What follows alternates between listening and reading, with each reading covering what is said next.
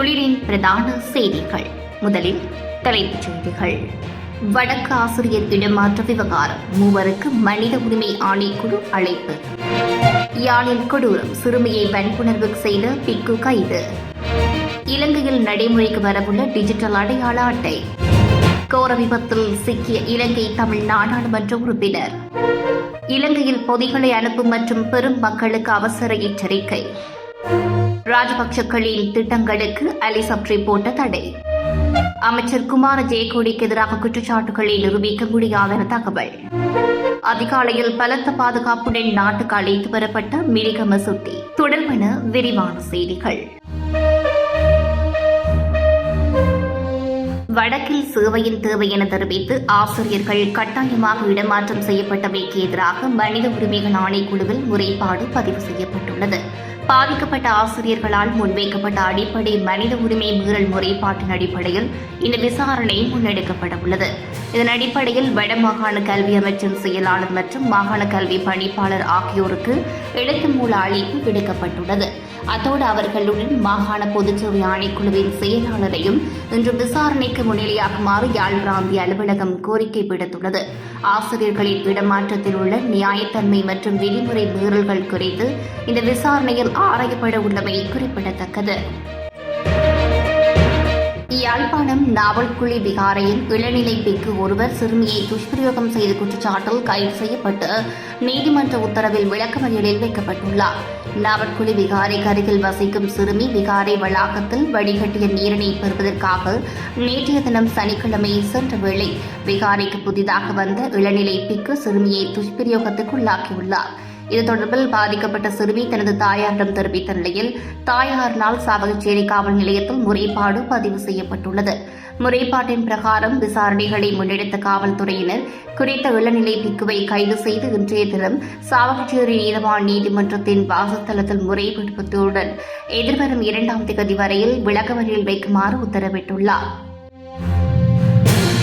இலங்கையில் தேசிய டிஜிட்டல் அடையாள அட்டை திட்டத்தை நடைமுறைப்படுத்துவது குறித்து டிஜிட்டல் பொருளாதாரம் தொடர்பாக பிரதி அமைச்சர் இரங்க வீரரத்ன கருத்து வெளியிட்டுள்ளார்.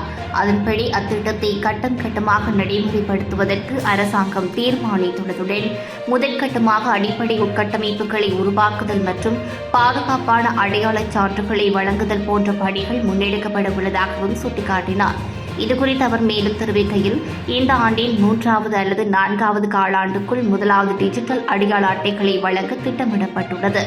அடுத்த 2 ஆண்டுகளுக்குள் நாடு தழுவிய ரீதியில் அனைத்து தேசிய அடையாள அட்டைகளையும் மீள்பதிவு செய்து நவீன அடையாள அட்டை கட்டமைப்பை உருவாக்க இலக்கு நிர்ணயிக்கப்பட்டுள்ளது.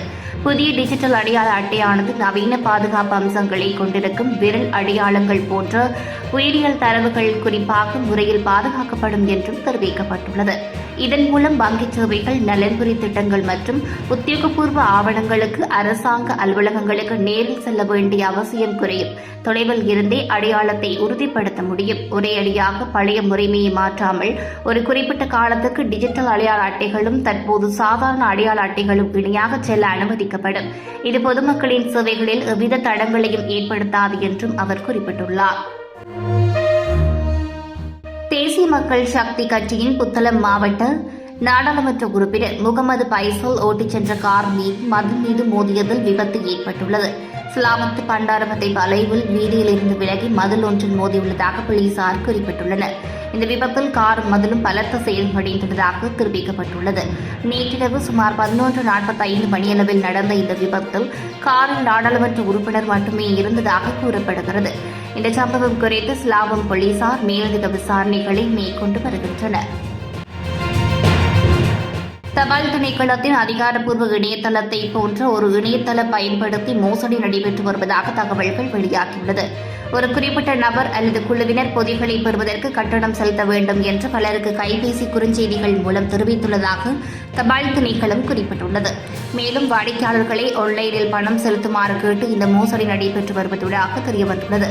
அதற்கமைய இந்த மோசடிக்காரர்கள் வாடிக்கையாளர்களின் கணக்குகளில் இருந்து மோசடியாக பணத்தை பெறும் சம்பவங்கள் குறித்து தங்களுக்கு முறைப்பாடுகள் வந்துள்ளதாக தபால் திணைக்களம் குறிப்பிட்டுள்ளது.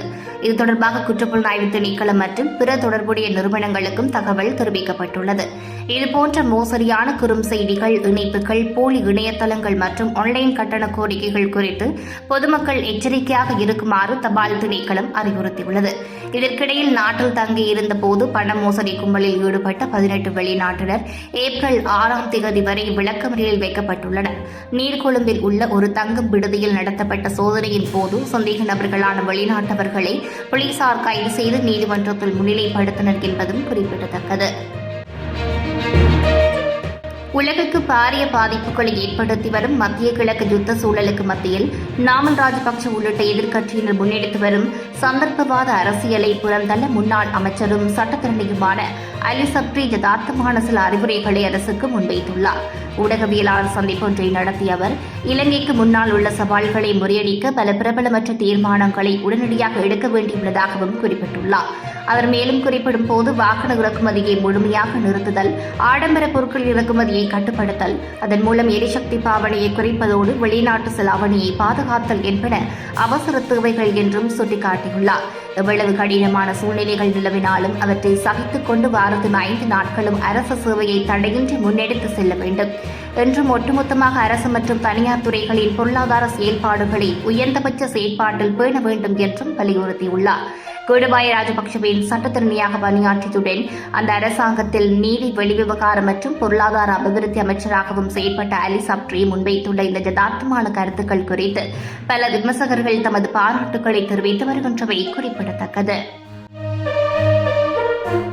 3 ஜனாதிபதிகள் ஆட்சி நடத்திய சந்தர்ப்பங்களில் எரிசக்தி அமைச்சர் குமார ஜெயக்கொடிக்கு எதிராக ஏன் குற்றப்பத்திரம் சமர்ப்பிக்கப்படவில்லை என தேசிய மக்கள் சக்தியின் முன்னிலை உறுப்பினரான சட்டத்தரணி ஜானக் அதிகாரி தனது சமூக வலைதளத்தில் இவ்வாறு குறிப்பொன்றை வெளியிட்டுள்ளார். இது தொடர்பில் அவர் மேலும் குறிப்பிடும் போது, NPP அரசாங்கத்தின் மீது மக்கள் வைத்திருக்கும் நம்பிக்கை இத்தகைய செயற்பாடுகளிலேயே தங்கியுள்ளது. சிதைந்து போயுள்ள எதிர்க்கட்சிகள் என்ன கூறினாலும் இலங்கை சமூகத்தை சரியான பாதைக்கு இட்டுச் செல்வது இவ்வாறான செயற்பாடுகளாகும். 2014ஆம் ஆண்டுக்குரியது. அப்போதைய உர நிறுவனத்தின் கொள்முதல் முகாமையாளராக இருந்த ஜெயக்கொடி மீது உர நிறுவனத்திற்கு நஷ்டம் ஏற்படுத்தியதாக 2015ஆம் ஆண்டு குற்றச்சாட்டுகள் சுமத்தப்பட்டன. 2019இல் கோடபாய ஜனாதிபதியாக இருந்த காலப்பகுதியிலும், 2015இல் ரணில் பிரதமர் மைத்திரிபால ஜனாதிபதியாக இருந்த காலப்பகுதியிலும், 2022இல் ரணில் ஜனாதிபதியாக இருந்த காலப்பகுதியிலும் ஜெயக்கொடி எதிர்க்கட்சியிலேயே இருந்தார் என்பதும் குறிப்பிடத்தக்கது. ஒழுங்கமைக்கப்பட்ட குற்ற கும்பலின் உறுப்பினரும் சர்வதேச போதைப் பொருள் வலையமைப்பின் தீவிர உறுப்பினருமான மிடிகம சுட்டி என்று அழைக்கப்படும் ராஜபக்ஷ பாவித் ரணலகே பிரபாத் மசங்க நாட்டுக்கு அழைத்து வரப்பட்டுள்ளார். நேற்று காலை சிறப்பு போலீஸ் அதிகாரிகள் குழுவினரால் ஓமானில் இருந்து தீவுக்கு அழைத்து வரப்பட்டுள்ளார். கொலை, கொள்ளை, துப்பாக்கிகளை வைத்திருத்தல், நாட்டில் போதைப் பொருள் கடத்தல் ஆகிய குற்றச்சாட்டுகளுக்காக இலங்கையின் பல நீதிமன்றங்களில் அவர் மீது வழக்கு பதிவு செய்யப்பட்டுள்ளது. மிடிகம சுட்டியை கைது செய்வதற்காக இலங்கையில் பாதுகாப்பு படைகள் சர்வதேச சிவப்பு அறிவிப்பை வெளியிட்டிருந்த நிலையில் ஓமானில் உள்ள ஒரு சொகுசு விடுதியில் தங்கியிருந்த போது அவர் நாட்டின் பாதுகாப்பு படைகளால் கைது செய்யப்பட்டுள்ளார் என்பதும் குறிப்பிடத்தக்கது.